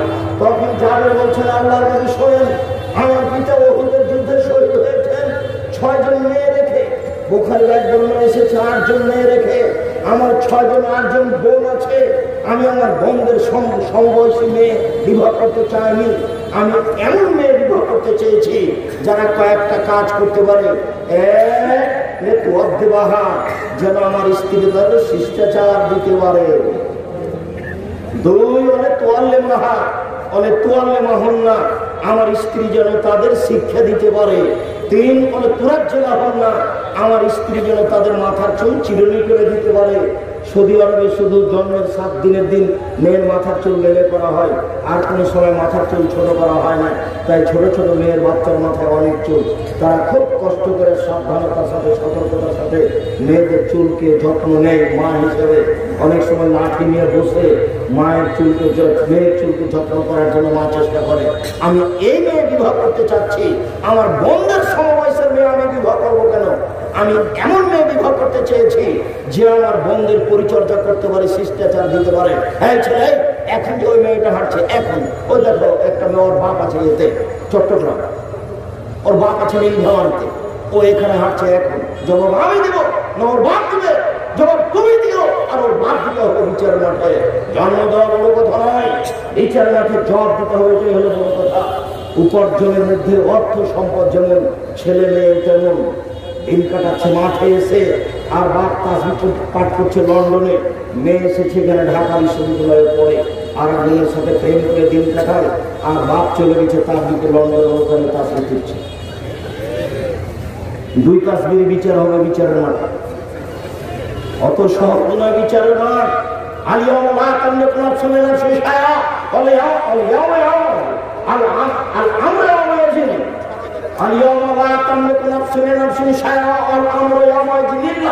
আল্লাহ বিচারের মাঠে বিচার শুরু করার পূর্বে বলবেন, আজ কেউ কারো কোনো উপকার করতে পারবে না, আজ কেউ কারো কোনো কাজে আসবে না, একচ্ছত্র মালিকানা আমার হাতে। বিচারের মাঠে তিনি বলবেন, রাজা ধীরাজ আমি, দেশের রাজা স্বৈরাচারের স্বেচ্ছাচারী অহংকারী বাদ মেজাজেরা কোথায়? আমার মালিকুল আমর, আমি হচ্ছি রাজা ধীরাজ। সেদিন এই কথা ঘোষণা দিয়ে তিনি বিচার আরম্ভ করবেন। সেদিন বাপ বেটি বুঝতে পারবে এইভাবে অন্যায় করা কি জিনিস, এইভাবে গার্মেন্টসের সময় কাটানো কি জিনিস। আমি মেয়েদের মান মর্যাদার বিরুদ্ধে কখনো বলিনি, আমি মেয়েদের মান মর্যাদা রক্ষার জন্য বলেছি, তাদের বিরুদ্ধে আমি কোনোদিন বলিনি। তবে যারা এইসব জায়গায় আছে জবাব তাদেরকে দিতে হবে, এই কথাই ঠিক। বরং আমি এই কথাই বলেছি, রাসূল সাল্লাল্লাহু আলাইহি ওয়াসাল্লাম বলেছেন মেয়েদের জন্য জান্নাতের সব দরজা খোলা, যদি মেয়েরা 4টা কাজ করতে পারে। যদি মেয়েরা 4টা কাজ করতে পারে তাহলে জান্নাতের সব দরজা খোলা। 1, 5 ওয়াক্ত সালাত আদায় করবে। 2, রমজান মাসের রোজা সিয়াম পালন করবে। 3, স্বামীকে মেনে চলবে। 4, জরুরি প্রয়োজন ছাড়া বাইরে যাবে না। 1, 5 ওয়াক্ত সালাত আদায় করবে। 2, রমজান মাসের সিয়াম পালন করবে। 3, স্বামীকে মেনে চলবে। 4, জেনায় লিপ্ত হবে না। যদি এই 4টা কাজ তারা করে যায় ঠিক মতো, তাহলে তাদের জন্য জান্নাতের সব দরজা খোলা। 1, 5 ওয়াক্ত সালাত আদায় করবে। 2, রমজান মাসের রোজা থাকবে। 3, স্বামীকে মেনে চলবে। 4, জেনায় লিপ্ত হবে না। যদি দুর্ঘটনা হয়ে যায় তাহলে আজ থেকে তওবা করতে হবে। মানুষ যদি তওবা করে তাহলে তার অতীতের পাপকে আল্লাহ নেকি দিয়ে পাল্টে পূর্ণ করে দেয়। ওই পাপ নেকিতে পূর্ণ হয়ে যায় তওবা করে কে? আল্লাহকে জেনে শুনে তার কাছে ক্ষমা চায় কে? সর্বশক্তিমান তিনি, ক্ষমা করতে পারেন তিনি, শাস্তি দিতে পারেন তিনি। এই স্বীকৃতি দিয়ে যদি কেউ ক্ষমা চায় তাহলে সত্যি সত্যই আল্লাহ বলেছেন যেটা সেটাই বাস্তবায়ন হবে, তার পাপ নেকিতে পূর্ণ হবে। অতএব অতীতকে হিসাব করে আল্লাহর কাছে ক্ষমা চাওয়ার জন্য তোমাকে বলছি, এই উপস্থিত মেয়ে তুমি সাবধান হও, সতর্ক হও। আপনাকে বলছি ব্যবস্থাপনা আপনি নিয়েছেন, পদক্ষেপ আপনি নিয়েছেন, মেয়ে আপনার, জবাব আপনাকে দিতে হবে। সম্মানিত দিনী ভাই বোন, বলছিলাম সুদ চিরদিনের জন্য হারাম। রাসূল সাল্লাল্লাহু আলাইহি সাল্লাম বলেন, যে সুদ খায় তার উপরে অভিশাপ, যে সুদ দেয় তার উপরে অভিশাপ, যে সুদের কথা লিখে তার উপরে অভিশাপ, যে সুদের উপরে সাক্ষী থাকে তার উপরে অভিশাপ।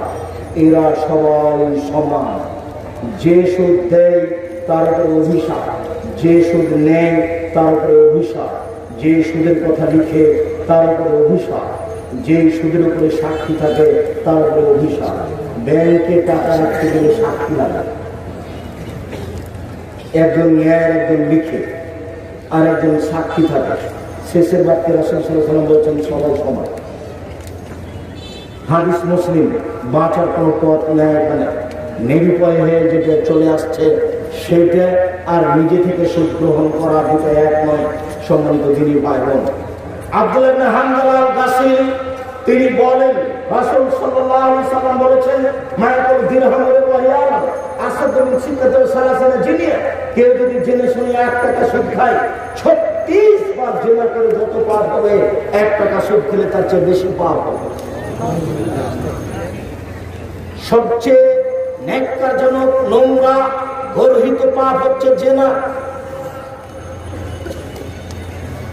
আবু যার গিফারি রাদিয়াল্লাহু তাআলা আনহু বলেন, আমি একবার আল্লাহ রাসূলের পাশে আসলাম, দেখলাম তিনি ঘুমিয়ে, আমি ফিরে চলে গেলাম। আবার আমি আসলাম, তিনি আমাকে দেখে বলছেন, আবু যার গিফারি শোনো, কেউ যদি বলে লা ইলাহা ইল্লাল্লাহ তাহলে সে জান্নাতে চলে গেছে। তখন আমি আবু যার গিফারি বললাম, ওয়াইন সারাকা, চুরি করলে জেনা করলেও যাবে। আল্লাহর নবী বললেন, ওয়াইন সারাকা, চুরি করলে জেনা করলেও যাবে। আমি আবু যার গিফারি অবাক হয়ে বললাম, ওয়াইন সারাকা, চুরি করলে জেনা করলেও যাবে। তিনি বললেন, ওয়াইন সারাকা, চুরি করলে জেনা করলেও যাবে। তৃতীয়বারে বললেন, আবু যার গিফারি, তোমার নাক মাটিতে মিশে যাক, এটা একটা আরবি প্রবাদ বাক্য। তোমার নাক মাটিতে মিশে যাক, আমি যেটা বলছি সেটাই চূড়ান্ত। তুমি আমার কথার উপরে আপত্তি করো কি করে? আমি বলছি মানুষ যদি বলে লা ইলাহা ইল্লাল্লাহ তাহলে সে জান্নাতে যাবে। যদি লা ইলাহা ইল্লাল্লাহ টিকে পাপ হয়ে গেলে তওবা করতে হবে। তওবা করলে মানুষ ঠিক হয়ে যায়, এ কথাই ঠিক।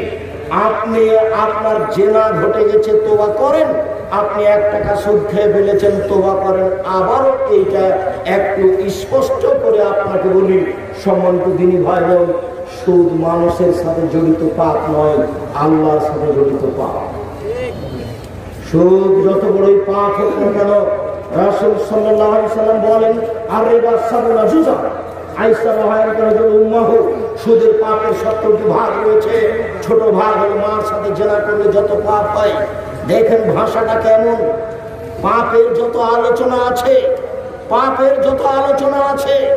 নামাজ না পড়লে মানুষ পাপী হয়, রোজা না করলে মানুষ পাপী হয়, গান বাজনা শুনলে মানুষ পাপী হয়, মহিলারা বেহায়া হয়ে চললে পাপী হয়। এই যত পাপের ভাষা আল্লাহ উল্লেখ করেছেন, তাতে সুদ খাওয়ার পাপের ভাষা যেভাবে উল্লেখ করেছেন, এত কঠোর কঠিন ভাবে, কেমন কেমন ভাবে এই ভাষা তিনি আর কোন পাপের ব্যাপারে উল্লেখ করেননি। বড় হতে হতে হতে সবচেয়ে বড়, সবচেয়ে সুদের ছোট পাপ হলো মার সাথে জেনা করলে যেমন পাপ হয়। দেখেন তো ভাষাটা কেমন। মানুষ কি সহজে মায়ের সাথে জেনা করবে? মায়ের সাথে জেনা করা কি যেমন তেমন কথা? এটি কোনো স্বাভাবিক কথা? এটি কি সমাজে বলার মতো হিসাব? এরপরে রাসূল সাল্লাল্লাহু আলাইহি ওয়াসাল্লাম এইভাবে বললেন, তার মানে সুদের পাপটা কত ঘৃণিত ভয়াবহ পাপ। এরপরেও বলছি আপনাকে, মানুষের হক নষ্ট পাপ এইটা নয়। মানুষের বদনাম গীবত করেছেন, যতদিন পর্যন্ত তার হাত ধরে ক্ষমা না নেবে ততদিন পর্যন্ত পাপ ক্ষমা হবে না। দিন রাত কান্নাকাটি করলে, তোবা করলেও, রিক্সাতে চড়ে বাড়ির পাশে গিয়ে নেমে রিক্সাওয়ালাকে বলছেন কত টাকা ভাড়া, ও বললো 50 টাকা ভাড়া, 100 টাকা ভাড়া। ক্ষমতার ভিত্তিতে এক থাপ্পড় মেরে দিলেন আর বললেন 20 টাকা ভাড়া, তুমি 100 টাকা চাও, 20 টাকা। এক থাপ্পড় দিয়ে 20 টাকা দিয়ে রিক্সাওয়ালাকে বিদায় করলেন। বাকি জীবন যদি কাবা ঘরের গিলাপ ধরে কান্নাকাটি করে, আল্লাহ আমি রিক্সাওয়ালাকে একটা থাপ্পড় মেরেছিলাম, তুমি আমাকে মাফ করে দাও, মরা পর্যন্ত কাবা ঘরের গিলাপ ধরে কান্নাকাটি করলে এই পাপ ক্ষমা হবে না। রিক্সাওয়ালাকে খুঁজে বের করতে হবে, তার হাত ধরে ক্ষমা নিতে হবে। রিক্সাওয়ালা, আমি বুঝতে পারিনি গো, তোমাকে একটা থাপ্পড় মেরেছি, তুমি মনে কিছু নিয়ে না, তুমি আমাকে মাফ করে দাও। এর বিকল্প পথ পৃথিবীতে নেই। শেষ পর্যন্ত যদি খুঁজে না পাওয়া যায় আর আপনি চিন্তা ভাবনায় থাকেন, তাহলে একটা পর্যায়ে বলা যায়, সেটা আবার আলোচনা। সেটা হলো এই যে কিছু পরিমাণ টাকা তার নামে দান করে দিতে হবে। মহাবীর আল্লাহ, আমি রিক্সাওয়ালাকে খুব খুঁজেছি, খোঁজার চেষ্টা করেছি কিন্তু পাইনি, আমি পাইলে তাকে সত্যি তার হাত ধরে ক্ষমা নিতাম। যেহেতু পেলাম না, কাজে আমি ক্ষমা চাওয়ার আশায় তার পক্ষ থেকে কিছু টাকা দান করে দিলাম, তুমি আমাকে মাফ করো। হতে পারে এটা মানুষের সাথে জড়িত পাপ। সুদ যত বড়ই, যতই জটিল পাপ হোক না কেন, আপনি যদি আজকে বলেন আল্লাহ আমার ভুল হয়েছে, তুমি আমাকে মাফ করো, আর আমি সুদ খাবো না, ব্যাংকের যত লেনদেন আছে আমি সব বন্ধ করে দিলাম, ইনশাআল্লাহ আপনার সব পাপ ক্ষমা হয়ে যাবে। এই পাপ আল্লাহর সাথে জড়িত করে আপনাকে সুদ থেকে ফিরে আসতে হবে। সুদ ভয়াবহ পাপ। রাসূল সাল্লাল্লাহু আলাইহি ওয়াসাল্লাম বলেন, সম্রাটের জুনদুবের বিবরণ, এক খেলে আমার দিকে চেয়ে থাকবেন। আমি একটা লম্বা হাদিস অনুবাদ করছি, যার এক পর্যায়ে আমি সুদের কথা বলবো। সম্রাটের জুনদুব রাদিয়াল্লাহু তাআলা আনহু বলেন, কারণ নবী সাল্লাল্লাহু আলাইহি সাল্লাম রাসূলুল্লাহ আকবার আলাইনা বিওয়াজহিহি, রাসূল সাল্লাল্লাহু আলাইহি সাল্লাম যখন ফজরের সালাত আদায় শেষ করতেন, তখন তিনি আমাদের মুখামুখি হয়ে বসতেন। মুখামুখি হয়ে বসে জিজ্ঞাসা করতেন, হাল্লা হাবুল কুমার রুইয়া, তোমাদের কেউ স্বপ্নে কিছু দেখেছে কি? ফাইন রাহাবুল কাসাহা, কেউ যদি স্বপ্নে কিছু দেখতো তাহলে সেটা বলতো, জি হ্যাঁ আল্লাহর নবী, আমি এই স্বপ্নে দেখেছি। ফায়াকুলু মাশাআল্লাহ তাআলা, তখন আল্লাহর নবী ওই স্বপ্নের তাবির করে দিতেন, হ্যাঁ তোমার স্বপ্নের ফল হলো এই, তোমার স্বপ্নের ফল হলো এই, তোমার স্বপ্নের ফল হলো এই, এইভাবে তিনি তাবির করে দিতেন। ফাসালা ইয়ামান, একদিন ফজরের সালাত শেষে তিনি আমাদের জিজ্ঞাসা করলেন, হাল্লা হাকুম মিন তোমার লাইলাতা রুইয়া, গত রাতে তোমাদের কেউ স্বপ্নে কিছু দেখেছে কি? বললাম, আমরা বললাম জি না আল্লাহর নবী, আমরা গত রাতে স্বপ্নে কেউ কিছু দেখিনি। তখন আল্লাহ রাসূল বললেন, শোনো, ইন্নী রাআইতু লাইলাতা রাজুলাইনি, আমি গত রাতে দুজন লোককে দেখেছি, ফাতায়ানি, তারা দুজন আমার কাছে আসলো, ফাখাযা বিয়াদাইয়া, তারা দুজন আমার দুই হাত ধরে নিল, জানি লার্জুল মুকাদ্দাসাতিন, তারা আমাকে বাইতুল মুকাদ্দাসের দিকে টেনে নিয়ে যেতে লাগলো। তারা 2 দিন ধরে আমাকে টেনে নিয়ে যাচ্ছে, আমিও চলে যাচ্ছি। যেতে যেতে ফাতানা রাজুল, হঠাৎ একটা লোকের কাছে চলে আসলাম। দেখি লোকটা বসে আছে, রাজুল কায়েম, একটা লোক তার পাশে দাঁড়িয়ে আছে। অফিয়াদিহি কাল্লুন, তার হাতে একটা লোহার বাঁকা লাঠি রয়েছে। বিদ্যুৎ বিশুদ্ধি, ওই বাঁকা লোহার লাঠিটা তার মুখের ডান দিকে ঢুকিয়ে দিচ্ছে। ফায়াসুকহু, তারপর ডান দিক চিরে ফেলে ফেলছে। এইভাবে নিয়ে যেতে যেতে পিছন দিকে নিয়ে যাচ্ছে।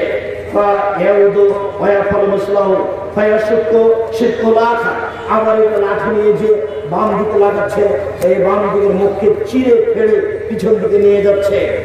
তারপরে দিক থেকে লাঠি খুলে ডান দিকে নিয়ে আসতে আসতে দেখা যাচ্ছে যে ডান দিক যেমন ছিল তেমন পুরনো ঠিকঠাক হয়ে গেছে। আবার লাঠি ঢুকিয়ে চিরে ফেলছে, আবার লাঠি বের করে বাম দিকে লাগিয়ে চিরে ফেলছে। দৃশ্য দেখে আমি অবাক হয়ে গেলাম। আমি বললাম, মা হাজা, এই কি দৃশ্য? তারা 2 জন বললেন, ইনতালে, চলতে থাকেন। আমি আর কিছু না বলে তাদের সাথে চলতে থাকলাম। চলতে চলতে চলে আসলাম একটা লোকের পাশে। দেখি লোকটা চিত হয়ে শুয়ে রয়েছে, পাশে একটি লোক রয়েছে দাঁড়িয়ে, তার হাতে একটি পাথর রয়েছে। এই পাথরটা দিয়ে তার মাথাকে ভেঙে চৌচির করে দিচ্ছে। যখনই পাথরটা মাথার উপরে মারছে, মাথা ফেটে চৌচির হয়ে যাচ্ছে, পাথরটা ছেটকে দূরে চলে যাচ্ছে। এ আবার পাথর নিয়ে আসতে যাচ্ছে, আনতে না আনতে দেখে মাথা যেমন ছিল তেমন ঠিকঠাক হয়ে গেছে। আবার মারছে, আবার মাথা ফেটে যাচ্ছে, পাথর দূরে চলে যাচ্ছে। দৃশ্য দেখে আমি বললাম, মা হাজা, এই কি দৃশ্য? তারা 2 জন বললেন, ইনতালে ফান্তালা, তারা চলতে থাকেন। আমি কিছু না বলে তাদের সাথে চলতে থাকলাম। চলতে চলতে ফাতানা আর আমার জন্য শৈতানে একটা গর্তের কাছে চলে আসলাম। চুলার মতো গর্ত। এখন যে তন্দুরি রুটি বানানোর যে চুলা আছে, উপরে একটু চিকন আর নিচের দিক প্রশস্ত, এরকম একটা চুলার পাশে চলে আসলাম। দেখি চুলার ভিতরে আগুন বলছে। যখন আগুনটা জোরে বেড়ে উঠছে, তখন আর ভিতরে যা কিছু আছে সব উপরে উঠে যাচ্ছে। মনে হচ্ছে যেন বাইরে বের হয়ে পড়ে যাবে। যখন আগুনটা একটু কমে যাচ্ছে, সব নিচের দিকে চলে যাচ্ছে। দেখি তাতে মহিলা এবং পুরুষ উলঙ্গ অবস্থায় চলছে, জমা ধরে আছে, চলে যাচ্ছে, আবার নিচে চলে আসছে, আবার ধানের মতো আগুনের সাথে উপরে চলে যাচ্ছে, আবার নিচের দিকে চলে আসছে। দৃশ্য খুব অবাক। আমি দৃশ্য দেখে বললাম, মা, একই দৃশ্য, এমন দৃশ্য আমি কোনোদিন দেখিনি। তারা 2 জন বলে, নিমতালে, চলতে থাকলাম। ফান্তালা আপনার কিছু না বলে চলতে থাকলাম। চলতে চলতে চলে আসলাম দামি একটা রক্তের নদী। নদীতে পানি নেই, শুধু রক্ত রক্ত। সেই নদীর উপরে চলে আসলাম। দেখি রক্তের নদীর পাশে একটা লোক দাঁড়িয়ে আছে, তার হাতে একটা পাথর রয়েছে, আর রক্তের নদীর মাঝামাঝিতে একটা লোক রয়েছে। যতবার লোকটা সাঁতার দিয়ে রক্তের নদী থেকে উঠে যাওয়ার চেষ্টা করছে, ততবার পাশের লোকটা তার মুখের উপরে পাথর মেরে তাকে রক্তের নদীর মাঝামাঝিতে করে দিচ্ছে। যতবার চেষ্টা করছে, ততবার মুখের উপরে পাথর মেরে তাকে রক্তের নদীর মাঝামাঝিতে করে দিচ্ছে। দৃশ্য দেখে অবাক হয়ে গেলাম। আমি বললাম, মা হাজা, একই দৃশ্য। তারা 2 জন বলে, তাহলে চলতে থাকেন, ফান্তালা না। কিছু না বলে চলতে থাকলাম।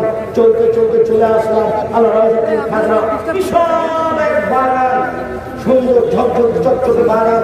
অফিয়া সাজারাত মাদিমা, সেই বাগানে একটা বিশাল বড় গাছ, অফিয়া আসমি সাজারে সাইকেল।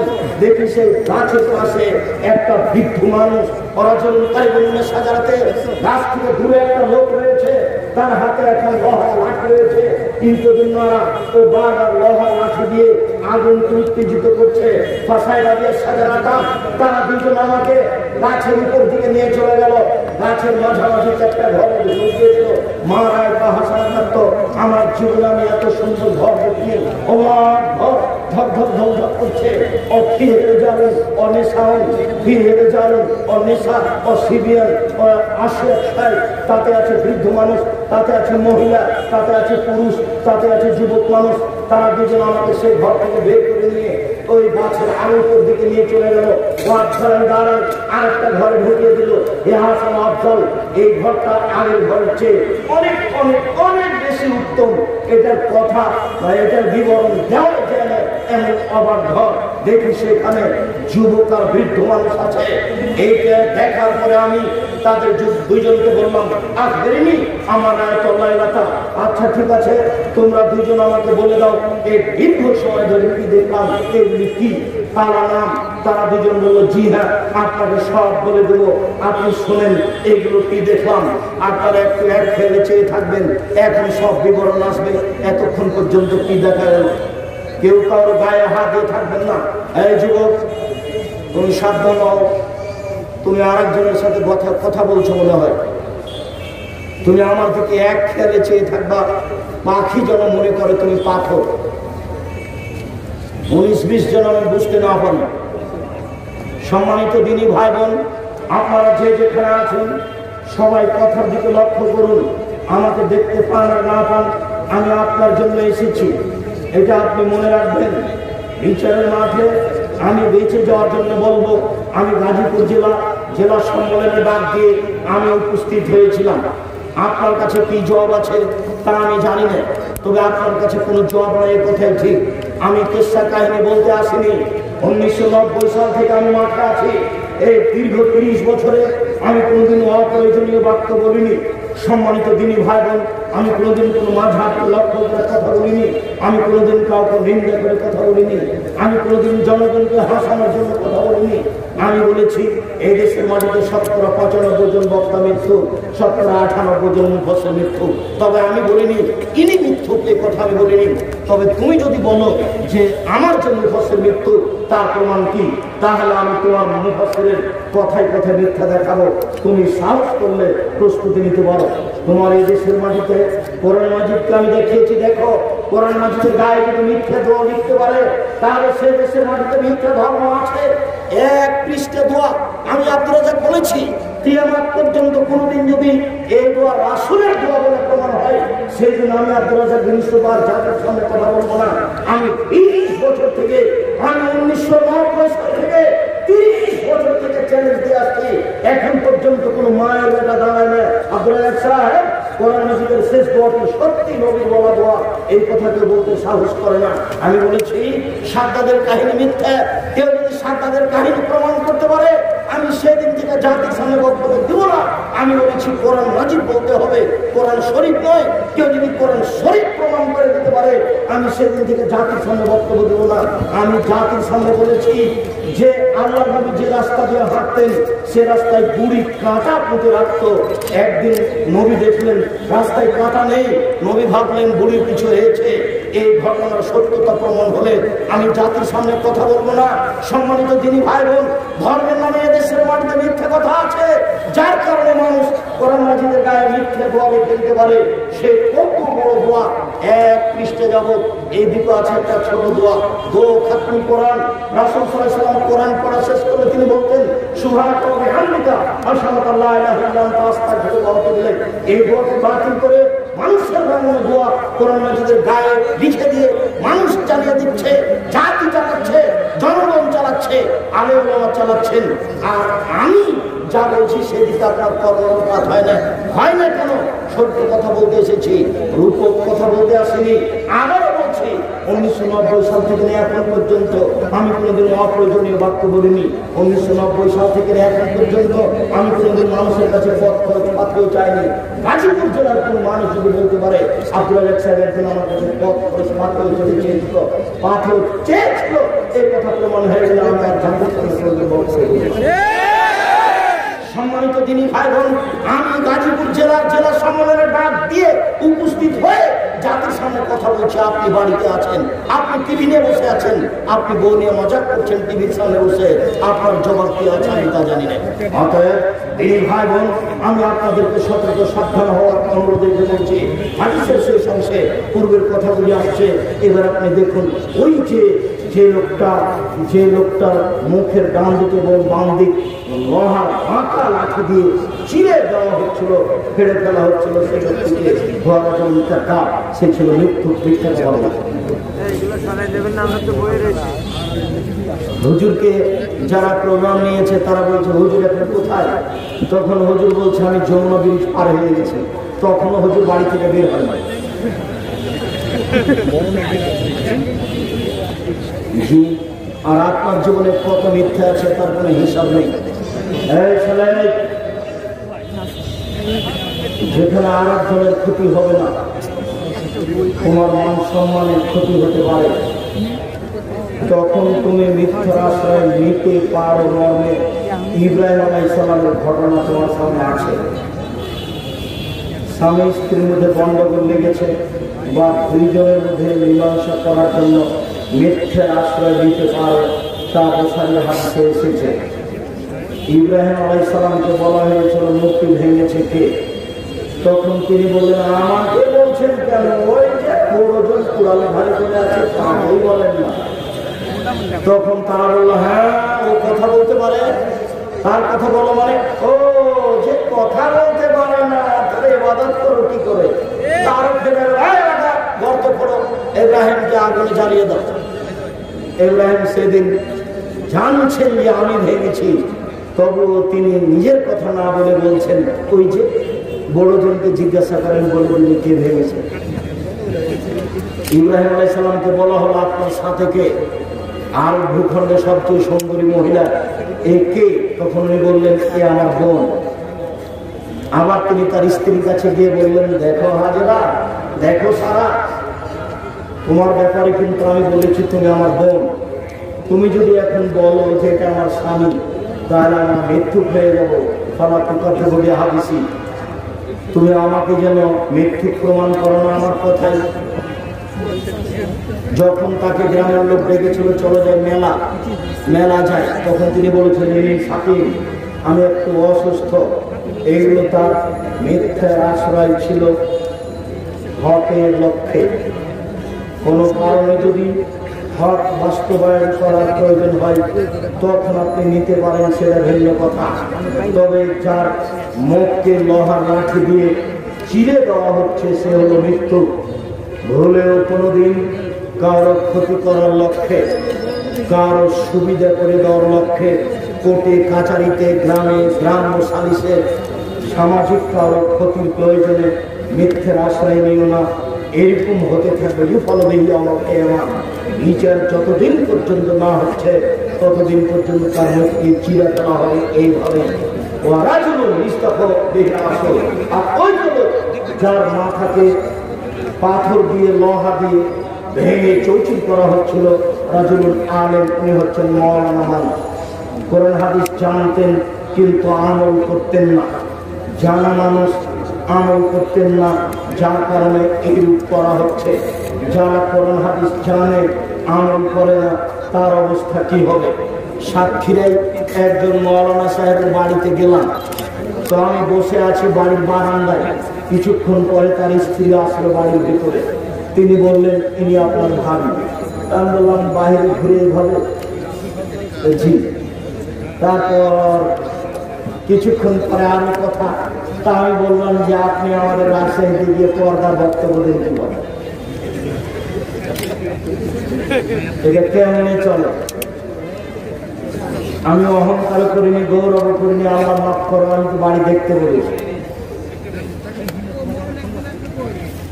যদি 19-20 বোঝা যায় জাতির সামনে আসবো না। নতুন কথা নয়, কথায় কথায় ওই কথা নিয়ে আসছি আর আপনাকে পরীক্ষা করার জন্য যেতেও বলছি।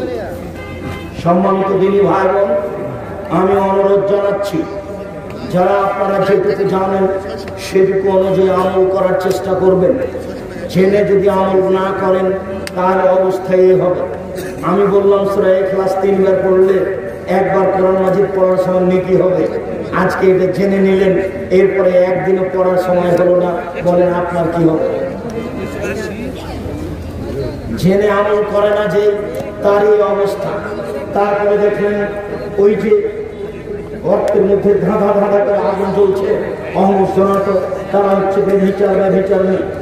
যারা দুনিয়াতে ব্যভিচারে জেনায় লিপ্ত হয় তাদের এই অবস্থা। রাসূল সাল্লাল্লাহু আলাইহি সাল্লাম অন্য এক বর্ণনায় বলেছেন, দুইজন ফেরেশতা আমার কাছে আসলেন, দুইজন এসে আমার দুই হাত ধরে টেনে নিয়ে যেতে লাগলেন। হঠাৎ দেখি অনেক মানুষ, বিশাল বিশাল আকৃতি, ফুলে উঁচু হয়ে আছে, কেউ 20 হাত 30 হাত 40 হাত উঁচু হয়ে আছে। মন্দিরে তাদের পাশে টিকা যায় না, মনে হচ্ছে যেন গ্রামের টয়লেট, মনে হচ্ছে যেন জনশৌচাগার। আমি বললাম, জিবরাইল মান হাওলায়ে, এরা কারা যারা ফুলে ফেটে মোটা মোটা হয়ে আছে, মন্দিরে টিকা যায় না? জিবরাইল আলাইহিস সালাম বলেন, রহমত সোনা, এরা হচ্ছে বেবিচারী। সম্মানিত দিনী ভাই বোন, এইখানে গর্তের মধ্যে যারা উলঙ্গ অবস্থায় ধাঁধা ধাঁধা করে জ্বলছে, উপরে চলে যাচ্ছে, আবার আগুন কমে গেলে নিচে আসছে, তারা হচ্ছে বেবিচারী।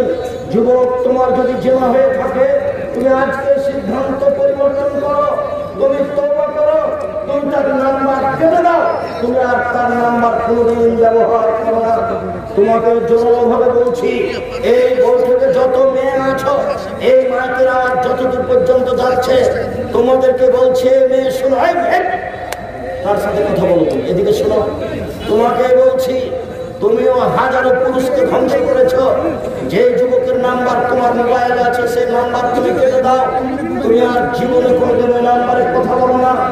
আর যুবক, তোমাকে বলছি, তুমি যদি আজকে রাত্রে ঘরে শোও, তোমার ঘরে যদি কেউ না থাকে, তুমি এখানে তওবা করেছো, আমি তার সাথে আর কথা বলবো না, মোবাইলটা রেখে তুমি ঘুমাতে যাচ্ছ, 10 মিনিট পরে তোমার ধীরে হাতটা মোবাইলে চলে যাবে, তোমার ওয়াদা ভেঙে যাবে। তখন তুমি আমার দিকে দেখো, লাফ দিয়ে উঠে চারটা দূরে সরিয়ে দিয়ে তুমি এইভাবে মাটির উপরে লাফতে মেরে বলবে, এই শয়তান তোর মুখে লাফতে মারি, এই শয়তান তোর মুখে লাফতে মারি, আমি তওবা করেছি, আমি ওর সাথে কখনো আর কথা বলবো না, তুই আমাকে কথা বলার জন্য বাধ্য করিস কেন? নাউজুবিল্লাহি মিন যালিক, আমি তোর ব্যাপারে আল্লাহর কাছে আশ্রয় চাচ্ছি, তুমি এই পথ অবলম্বন করো, আল্লাহ তোমাকে সাহায্য করবে ইনশাআল্লাহ। উপস্থিত বৈঠকের সকল দিনী ভাই বোনকে, যত জেলা মিডিয়া মাধ্যম আছে, সবকে বন্ধ করার জন্য অনুরোধ জানাচ্ছি। মানুষকে, নারী পুরুষকে জেলায় ফেলে দেওয়ার জন্য যত মিডিয়া, যত মাধ্যম দুনিয়াতে, অবাক কথা, রাসূল সাল্লাল্লাহু আলাইহি ওয়াসাল্লাম বলছেন, আমার জীবনে বড় ভয়, আমার উম্মত জেনায় লিপ্ত হবে, গোপন পাপে লিপ্ত হবে।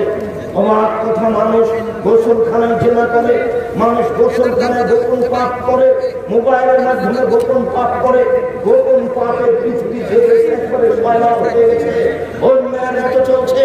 এইরকম অবস্থায় তোমাকে তওবা করে ঈমান দিয়ে এ পাপ ঠেকাতে হবে।